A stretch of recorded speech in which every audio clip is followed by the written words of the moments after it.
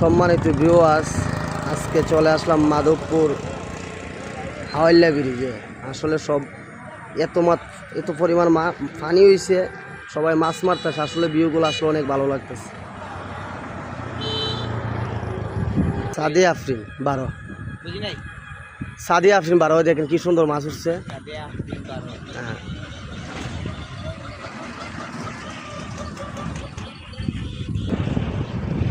দেখেন পানির কি স্রোত বয়ে যাইতেছে, দেখছেন?